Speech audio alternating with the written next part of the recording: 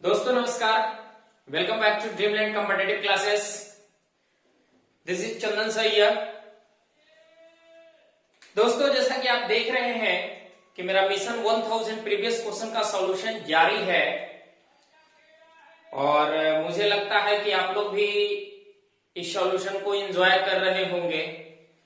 और एक चीज थोड़ा सा मैं आपसे रिक्वेस्ट करूंगा कि आपको ये जो सॉल्यूशन अभी तक मैं दे रहा हूं ये आपको कैसा लग रहा है।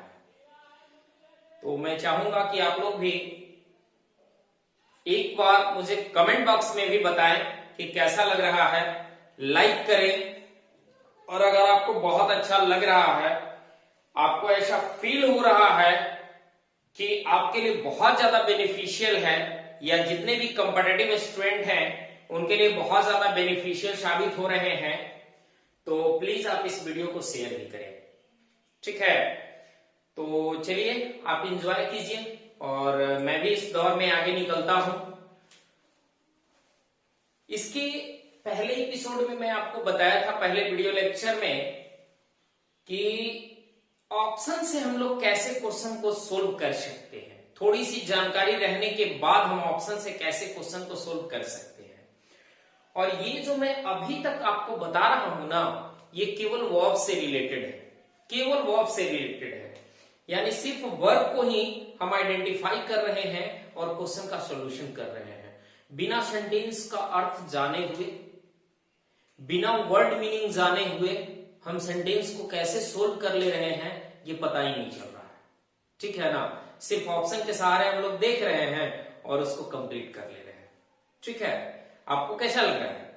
मुझे लगता है कि आप भी इसको बहुत एंजॉय कर रहे होंगे। ठीक है, तो चलिए जोक सपाट हम लोग आगे बढ़ते हैं और आज के एपिसोड का क्वेश्चन नंबर ऊपर दिया हुआ है। और आज जो आपका चल रहा है यह वही दौर है, mission 1000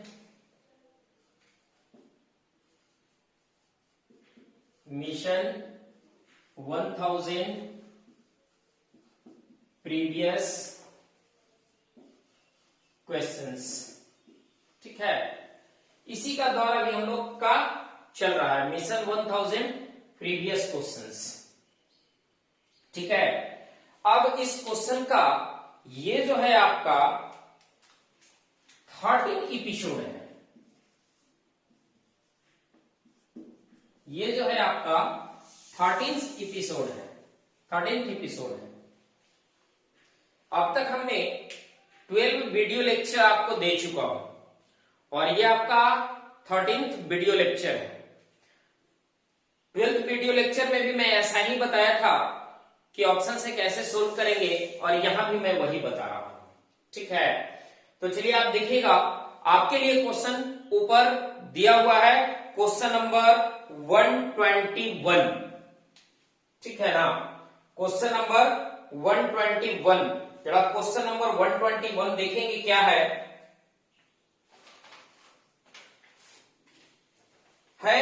winds blowing northwards has took our kite to a vertiginous height। सबसे पहले जानिए कि मुझे किसी भी सेंटेंस का मतलब पता नहीं है कि इसका क्या होता है, बट हम लोग बनाएंगे कैसे, ध्यान दीजिएगा। इसमें जो रेड इंक से आपका दिया हुआ है हैड टुक, ठीक है ना, हैज टुक, ये जो रेड इंक से दिया हुआ है हैज टुक, इसी को करेक्ट करना है। और नीचे रेड इंक से ही लिखा हुआ है आपका ऑप्शन में, ठीक है, उसको जरा देखिएगा। फर्स्ट ऑप्शन है हैड टेकन, सेकंड ऑप्शन है, सॉरी, फर्स्ट ऑप्शन है हैड टेक, सेकंड ऑप्शन है हैड टेकन, थर्ड ऑप्शन है हैड टेकिंग और फोर्थ ऑप्शन है नो इंप्रूवमेंट। ठीक है, तो चलिए मैं इस सॉल्यूशन के फर्स्ट में ही मैं आपको एक रूल बता रहा हूं, जरा इसको देखिएगा। जहां भी आप देखिएगा बीइंग, तो ये आप कंफर्म रहिएगा कि यहां पे वर्ब टू बी का प्रयोग होगा। वर्ब टू बी का मतलब शायद आप समझ रहे होंगे, ठीक है ना, कि इज एंड आर, ठीक है, या वॉज और वर, ठीक है ना। ये हुआ आपका, जहां भी आप देखेंगे बीइंग तो उसके पहले ध्यान रखिएगा जब भी होंगे तो वर्ब टू बी होंगे, ठीक है ना। अब आइए इस बीइंग के बाद जो आएगा ना वो मेन वर्ब का थर्ड फॉर्म आएगा। एक रूल हो गया। अब आइए हम लोग चलते हैं दूसरे रूल में। दूसरा रूल कह रहा है कि जहां कहीं भी आप बिन देखोगे, है ना, तो इस बिन के पहले याद रखना वर्ब टू हैव का ही प्रयोग करना। और वर्ब टू हैव की जब बात करेंगे तो हमारे जेहन में आता है हैव, हैज और हैड, ठीक है। क्लियर हो गया, क्लियर हो गया। बिन रहेगा तो, और बिन रहेगा तो आगे मेन वर्ब का फोर्थ फॉर्म भी आ सकता है और मेन वर्ब का थर्ड फॉर्म भी आ सकता है, ठीक है ना। जब मेन वर्ब का थर्ड फॉर्म आएगा तो ये पैसिव हो जाएंगे, और जब मेन वर्ब का फोर्थ फॉर्म आएंगे तो ये एक्टिव रहेंगे, ठीक है। आगे बढ़ते हैं, ध्यान दीजिएगा। हमने सिर्फ दो का बताया, उधर तो बाद में हम लोग पहले भी कई बार बता चुके हैं, लेकिन याद रखिएगा कि बीइंग के पहले बी, वर्ब टू बी जिसमें इज, एम, आर, वाज, वर, और बीइंग के पहले वर्ब टू हैव, यही आएगा, समझे। आगे बढ़ते हैं। अब आइए जरा हम लोग देखते हैं कि यहां हैज टुक है, ठीक है ना। तो आपको पता है कि वर्ब टू हैव के बाद मेन वर्ब का थर्ड फॉर्म आता है ना। जबकि यहां है टुक जो कि V2 है, वर्ब का सेकंड फॉर्म है। वर्ब का सेकंड फॉर्म तो आएगा नहीं आएगा, इसका मतलब है कि सेंटेंस गलत है। क्लियर हो गया। अब आइए, हम इसको बताए थे आपको कि सबसे पहले यहां देखिएगा कि हमारा सब्जेक्ट क्या है। हमारा जो है वो सब्जेक्ट क्या है, आप देखिएगा सब्जेक्ट है विंड्स। आपको लग रहा है कि ये प्लूरल है, इसका मतलब है कि इनके साथ आने वाले वर्ब या तो प्लूरल होंगे अगर सिंगुलर प्लूरल की बात होगी तो, और नहीं तो फिर पास्ट होंगे। अब जरा देखिए कि ऊपर में सिंगुलर वर्ब था, ऐसे भी वो गलत था, ठीक है। अब ऑप्शन में हम लोग चलते हैं। फर्स्ट ऑप्शन में जरा देखिएगा आप, हैड टेक है, और आपको पता है कि वर्ब टू हैव के बाद वर्ब का थर्ड फॉर्म आता है, जबकि यहां क्या है, वर्ब का फर्स्ट फॉर्म, गलत है। सेकेंड ऑप्शन है had taken, verb to have के बाद थर्ड फॉर्म, सही है। आगे आइए, थर्ड ऑप्शन है हैड टेकिंग, ये भी छट जाएंगे क्योंकि हैड के बाद वर्ब टू हैव के बाद वर्ब का फोर्थ फॉर्म नहीं आएगा, और नो इंप्रूवमेंट तो होगा नहीं, यानी ऑप्शन कौन सा हो जाएगा, ऑप्शन आपका आ जाएगा बी। क्लियर हुआ, समझे। सिर्फ ऑप्शन से हम लोग छाट रहे हैं, बाकी मीनिंग नहीं जान रहे हैं, ठीक है ना। लेकिन एक चीज यहां पे आपको मीनिंग बता दे रहे हैं कि एक वर्ड है वर्टिजिनस, ठीक है ना, वर्टिजिनस। इस वर्टिजिनस का मतलब होता है एक्सट्रीमली हाई,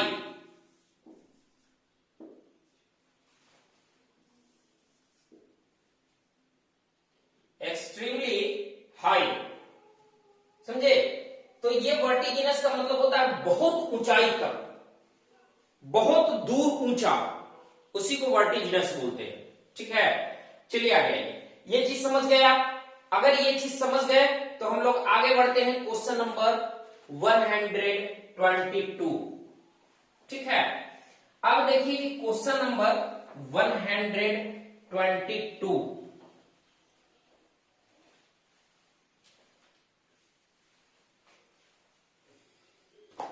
देखिए 122 आप ऊपर देखेंगे क्वेश्चन में क्या कह रहा है कि by then running water and electricity had arrived, making the well and the lamp post redundant। ध्यान दीजिएगा इसमें कि जैसे ही लग गया आपका 122, जैसे ही आपके क्वेश्चन में आ गए बाय देन, तो इसका मतलब है कि जो सेंटेंस आगे आएंगे वो पास्ट में आएंगे, ठीक है ना। उस समय की बात कर रही है, तब जब ऐसा हुआ था, ठीक है, तो पास्ट में आएंगे। अब जरा देखेंगे कि यहां पे ऑप्शन जो है हैड अराइव्ड है, ये तो पास्ट है। हो सकता है कि सही है। ठीक है, अब जब हो सकता है कि सही है तो थोड़ा ऑप्शन देखेंगे। फर्स्ट ऑप्शन में है हैड अराइविंग, क्या होगा? हैड के साथ बिफोर नहीं होगा। हैड अराइव, क्या हैड के साथ अराइव होगा? V1 नहीं होगा। क्या यहाँ पे अराइविंग केवल होगा? नहीं होगा, क्योंकि वर्ब प्लस आईएनजी तभी आएंगे जब कोई ना कोई एक्सिलरी वर्ब आएंगे तब। यहां तो कोई एक्सिलरी वर्ब नहीं है, सिर्फ अराइविंग है, नहीं होगा। नो इंप्रूवमेंट हो सकता है, इसलिए कि आपका ऊपर वाला ऑप्शन सही है, क्योंकि 3 ऑप्शन आपका सही नहीं है। इसका मतलब है कि आपका ऊपर वाला ऑप्शन सही है, इसलिए यहां पे नो इंप्रूवमेंट हो जाएगा। ठीक है ना?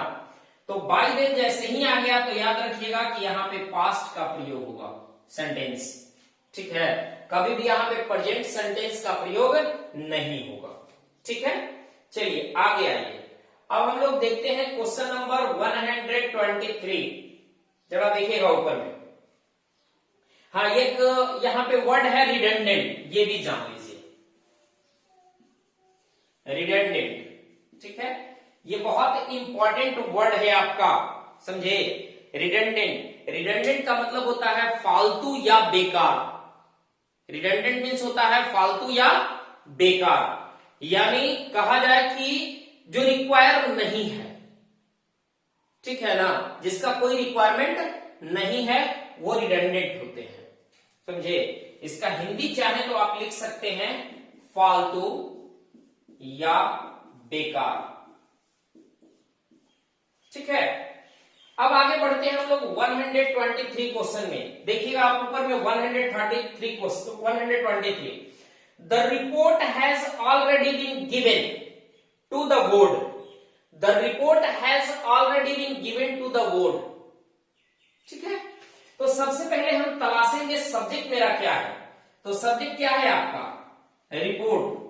रिपोर्ट जो कि सिंगुलर है, तो इनके साथ आने वाले वर्ब भी सिंगुलर होंगे अगर सिंगुलर और प्लूरल में आइडेंटिफाई किया जाए तो। ठीक है ना? अगर सिंगुलर और प्लूरल में डिफरेंशिएट किया जाए तो सिंगुलर वर्ब आएंगे, और नहीं तो पास्ट आएगा, तो फिर तो मतलब ही नहीं बनता है। ठीक है ना? अगर वर्ब टू हैव में पास्ट अगर आ जाए तो मतलब नहीं बनता है, और वर्ब टू बी में आएगा तब मतलब बनता है। चलिए ठीक, देख लेते हैं ऑप्शन जरा हम लोग तलाशेंगे क्या होगा। सबसे पहले आइए क्वेश्चन में ही कि हैज ऑलरेडी बीन, यहां पे क्या है कि हैज के बाद, ठीक है ना, एडवर्ब आ गया है और उसके बाद बीन आ गया है। ये तो मुझे पता है कि हैज के साथ बीन का प्रयोग होता है ना?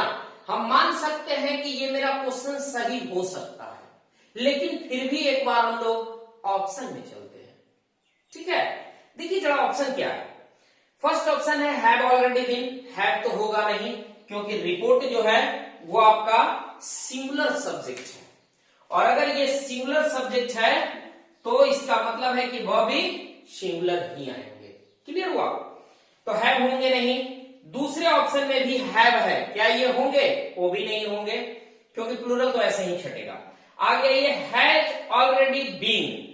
जस्ट देखिए, पहले वाले क्वेश्चन में मैं बताया था कि जहां भी बीइंग आ जाएगा तो वर्ब टू बी आना चाहिए, लेकिन यहां क्या है? वर्ब टू है, तो ये भी ऑप्शन नहीं होगा। यानी तीनों में से कोई ऑप्शन आपका नहीं है। इसका मतलब है कि वो ऑप्शन सर्टेन क्वेश्चन आपका सही है, इसलिए आंसर क्या हो जाएगा? No improvement. यानी इसका भी आंसर क्या हो जाएगा? No improvement. ठीक है, क्लियर हुआ? क्लियर हुआ? चलिए आगे बढ़ते हैं। आगे देखिएगा, एक चीज और मैं आपको बताना चाहूंगा कि अगर पार्टिकुलर क्वेश्चन अगर आपको समझ में नहीं आता हो, या किसी ऐसे वर्ड है जिसका मीनिंग आपको समझ में नहीं आता हो, तो आप मुझे कमेंट बॉक्स में लिखेंगे और पूछ लेंगे, ताकि मैं अगले वीडियो में यह वर्ड पावर या वो पार्टिकुलर सेंटेंस को मैं फिर से आपको समझा दूंगा। ठीक है, चलिए आगे आइए। क्वेश्चन नंबर देखिए 124। ठीक है, चलिए आप ऊपर देखिएगा क्वेश्चन क्या कहता है कि we have been away for a long time, you know, and so we are anxious to get home again. ध्यान दीजिएगा, ये 15 मार्च 2018 को पूछा हुआ ये क्वेश्चन है। इसके ऊपर वाला क्वेश्चन 16 मार्च 2018 को पूछा हुआ था और उसके ऊपर वाला क्वेश्चन जो था वो 17 मार्च 2018 को पूछा हुआ क्वेश्चन था। ठीक है, ऊपर दो क्वेश्चन आपका 17 मार्च 2018 को CHSL एग्जामिनेशन में पूछा था। चलिए देखते हैं हम लोग कि we have been away for a long time you know and so we are anxious to get home again. ध्यान दीजिएगा एक चीज सबसे पहले कि सब्जेक्ट आपका क्या है 124, ठीक है ना। सब्जेक्ट आपका क्या है कि सब्जेक्ट आपका है वी। इसका मतलब है कि ऑप्शन में ध्यान दीजिएगा वर्ब टू हैव और वर्ब टू बी ये दोनों ऑप्शन दिया हुआ है। अगर वर्ब टू हैव की बात करेंगे तो इनके साथ हैव आएंगे, पास्ट में रहेंगे तो हैड आ जाएंगे। अगर वर्ब टू बी की बात करते हैं तो इनके साथ आर हो जाएंगे, पास्ट में आ जाएंगे तो वर हो जाएंगे। क्लियर हुआ? क्लियर हुआ? चलिए अब जरा देखते हैं कि इसमें हमारा सबसे पहला ऑप्शन कह रहा है, क्वेश्चन कह रहा है कि हैव है और हैव के साथ बीन है। हम आपको बताए हैं कि बीन के पहले हैव का प्रयोग होता है, तो सही है भैया। उसके बाद हैव है यानी सब्जेक्ट आपका प्लूरल है, फर्स्ट पर्सन प्लूरल नंबर है इसलिए प्लूरल होगा, ये भी सही है।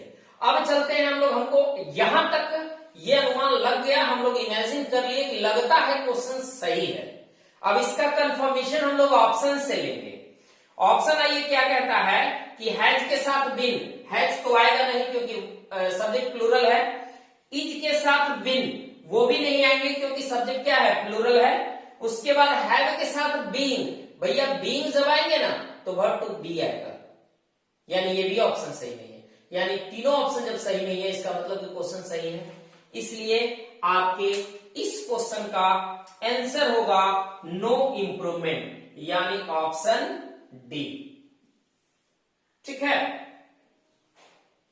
ठीक है।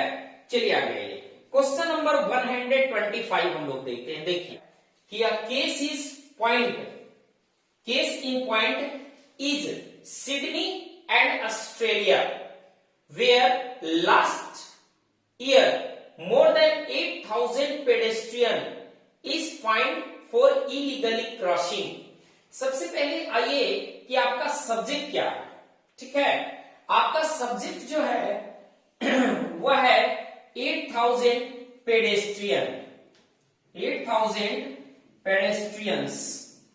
आप ये ध्यान रखिएगा कि जब कभी किसी नाउन में एस और यस लगा होता है तो वह नाउन प्लूरल हो जाता है, तब इनके साथ आने वाला वह भी प्लूरल होगा, प्लूरल वर्ब आएगा, आएगा ना।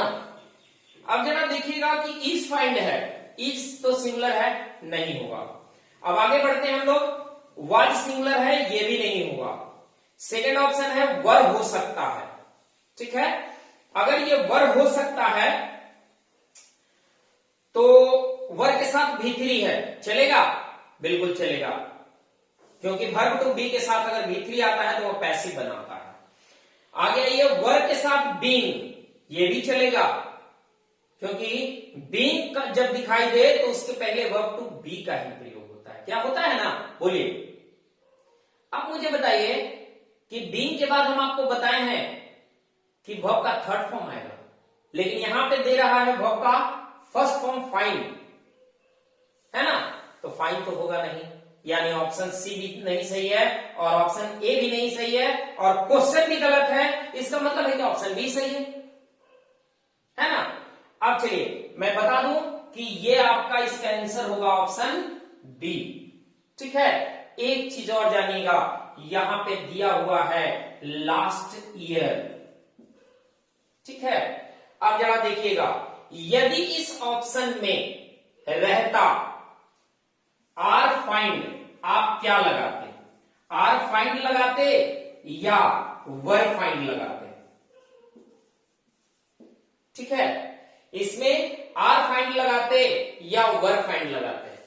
ठीक है, चलिए इस एपिसोड में मैं बता रहा हूं, लेकिन अगले एपिसोड से मैं इस तरह का क्वेश्चन आपसे पूछूंगा और आपको कमेंट बॉक्स में जवाब भी देना है। ठीक है, चलिए तो यहां पे याद रखिएगा कि जब कभी किसी भी सेंटेंस में last year, last month last day, last hour, एगो, प्रीवियस डे, अस्टरडे, डे बिफोर स्टरडे, ये सब शब्दों का अगर प्रयोग हो, ये सब एडवर्ब का अगर प्रयोग आ जाए तो याद रखिएगा कि ऐसे सेंटेंस को पास्ट इंडेफिनिट टेंस में रखा जाता है। ठीक है, अगर ये पास्ट इंडेफिनिट टेंस में रखा जाता है तो हम कह सकते हैं कि वर्ब फाइंड जो है पास्ट इंडेफिनिट टेंस का पैसिव वॉइस है ना, passive of past indefinite tense है ना। अगर ये passive of past indefinite tense है तो यही आपका आंसर होगा, ये नहीं होगा क्योंकि लास्ट ईयर में कभी प्रेजेंट नहीं आते हैं। क्लियर हुआ? चलिए आगे बढ़ते हैं क्वेश्चन नंबर 126 में। ठीक है, देखिए ऊपर में देखिएगा क्वेश्चन नंबर 106 क्या कह रहा है। क्वेश्चन नंबर 106 कह रहा है कि he claimed that he have corrected the ringing on both the clock. सबसे पहले आइए कि 126 में आपका सब्जेक्ट क्या है? ही है। अगर सब्जेक्ट ही है तो इसका मतलब है कि इसके साथ आने वाला वर्ब जो होगा वो सिंगुलर वर्ब होगा। अब जरा देखिएगा कि हैव सिंगुलर है क्या? नहीं है, इसका मतलब कि क्वेश्चन गलत है। ठीक है, अब चलते हैं हम लोग ऑप्शन में। हमको तलाशना सिर्फ सिंगुलर वर्ब है। देखिए तो कितने ऑप्शन में सिंगुलर वर्ब है? किसी में नहीं। जब किसी में नहीं है तो सिंगुलर और प्लूरल डिफरेंशिएट यहां पे ऑप्शन में अब हमको नहीं करना है, यानी इसका मतलब है कि ऑप्शन मुझे मांग रहा है फास्ट मुझे बता दो कौन करेक्ट है। ठीक है, अब ये सिर्फ हेड है सभी ऑप्शन में और मुझे पता है कि हेड प्लस V3 आता है। देखिए तो कितने ऑप्शन में हेड प्लस V3? सिर्फ ऑप्शन बी में है। ऑप्शन फर्स्ट में है हेड प्लस V1 नहीं होगा। ऑप्शन सी में है हेड प्लस ING नहीं होगा। इसका मतलब है कि ऑप्शन बी आपका सही होगा। ठीक है ना, यानी 26 का ऑप्शन बी होगा आपका। ठीक है, चलिए आइए चलते हैं हम लोग क्वेश्चन नंबर 27 में। देखिए क्वेश्चन नंबर 27 क्या कह रहा है।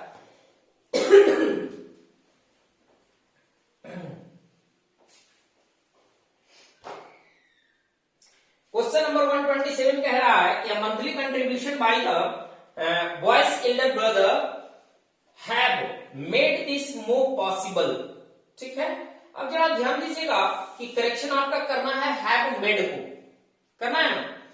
अब देखिए कि ये 127 कह रहा है कि वर्ब लगा हुआ है हैव। इसका मतलब है कि इस वर्ब के लिए कोई ना कोई मुझे सब्जेक्ट चाहिए।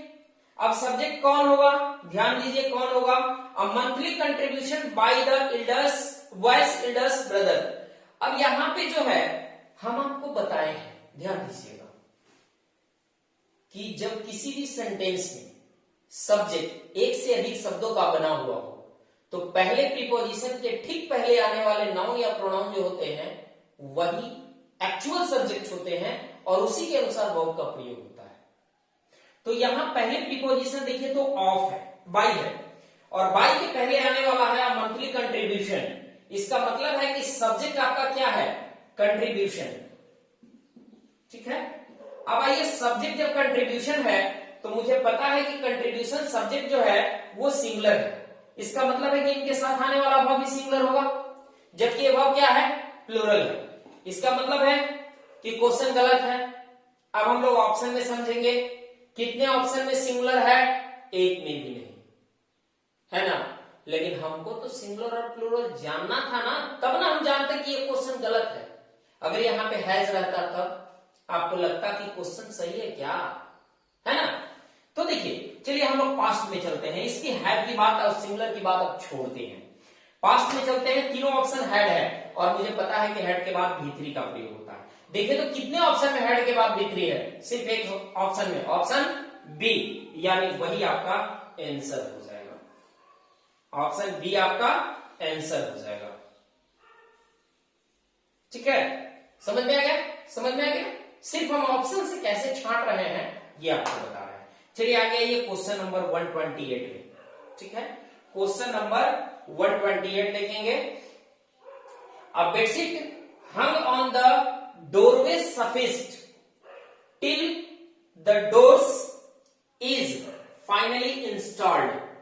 ध्यान दीजिएगा कि यह 10 मार्च 2018 को एसएससी सीएचएसएल के एग्जाम में पूछा हुआ है। ठीक है, सारा मैं एग्जाम का ही सॉल्यूशन दे रहा हूं। देख लीजिएगा क्वेश्चन में भी आपका लिखा हुआ है एसएससी सीएचएसएल 15 मार्च 2018, 10 मार्च 2018, इस तरह का लिखा हुआ है आपका। चलिए देखते हैं। तो यहां पे सबसे पहले आइए कि हमें करेक्शन किसका करना है, इज फाइनली इंस्टॉल्ड को। तो सबसे पहले आइए कि वर्ब क्या लिखा हुआ है क्वेश्चन में, इज। अब इस के लिए सब्जेक्ट कौन है ये देखना है। तो इस के लिए सब्जेक्ट है डोर्स।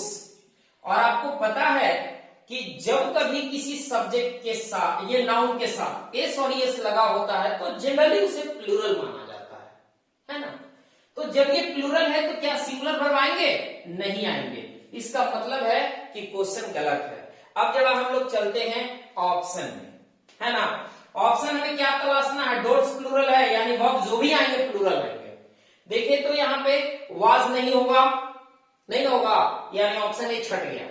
बाकी ऑप्शन बचा बी और सी, ठीक है ना। और मुझे पता है कि वर्ब टू बी के बाद V1 कभी नहीं आता है, जबकि ऑप्शन सी में आपका वर्ब टू बी के बाद V1 है, नहीं होगा। यानी एकमात्र ऑप्शन कौन सा बच गया, बी। बताइए, आसान हो रहा है बनाना, यानी ऑप्शन बी आपका आंसर होगा। ठीक है, समझ गए ना।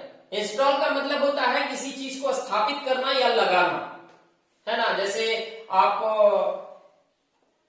एसी वगैरह परचेस करते हैं तो आपके पास आता है वो इंस्टॉल करने, है ना। आप वाईफाई लगवाते हैं तो इंस्टॉल करने आता है और इंस्टॉलेशन चार्ज लेता है। तो ये इंस्टॉल करने का मतलब किसी नए चीज को स्थापित करना या उसको लगाना। चलिए आगे बढ़ते हैं हम लोग। तो ये क्वेश्चन कंप्लीट हो गया 128। आइए क्वेश्चन नंबर चलते हैं 129 में, है ना। कितना आसानी से बन रहा है। 129 क्वेश्चन कह रहा है कि I has been fortunate to travel with interesting co passengers. देखिए सब्जेक्ट आपका है आई और उसके लिए वर्ब आया है हैज। ये तो संभव है नहीं, क्योंकि भगवान से बनी बनाई जोड़ी ही आई हुई है। पता है क्या, आई के साथ हैव, ठीक है ना, और आई के साथ एम। समझे, समझ में आ गया। वर्ब टू बी की बात करेंगे तो आई के साथ एम आएंगे, वर्ब टू हैव की बात करेंगे तो आई के साथ हैव आएंगे, और वर्ब टू डू की बात करेंगे तो आई के साथ डू आएंगे, है ना। इसका कहानी ही अजीबोगरीब है। ये कभी प्लूरल और कभी सिंगुलर, कभी प्लूरल, इस तरह की इसकी कहानी है। ठीक है, चलिए आगे बढ़ते हैं, छोड़िए ये सब। तो आई के साथ हैव आएगा, अगर वर्ब टू हैव आएगा तो जब आई के साथ हैव आएगा तो हैज का तो कहना गलत है। अब जब आप ऑप्शन देखेंगे, ऑप्शन में आप तलाशेंगे, एक ऑप्शन है हैज, कट जाएगा पहले ही ना। दूसरा ऑप्शन है आपका, एक ऑप्शन में है हैव के साथ बीन। भैया हैव के साथ बीन तो संभव है, क्योंकि मैं बता चुका हूं कि वर्ब टू हैव के साथ बीन संभव है। अब सेकंड ऑप्शन कह रहा है कि हैव के साथ बीन नहीं भैया, बीइंग जब लगेंगे ना तो निश्चित रूप से याद रखिएगा कि बीइंग के पहले वर्ब टू बी का प्रयोग होंगे, वर्ब टू हैव का नहीं। समझे। चलिए आगे बढ़ते हैं। तो आपका ऑप्शन बी भी नहीं होगा और ऑप्शन सी भी नहीं होगा, और क्वेश्चन भी गलत है। तो क्वेश्चन गलत है तो नो इंप्रूवमेंट भी नहीं होगा। इसका मतलब है कि ऑप्शन ए सही होगा, यानी इस 129 का आंसर आपका होगा ऑप्शन ए। आगे आइए क्वेश्चन नंबर 130। देखिए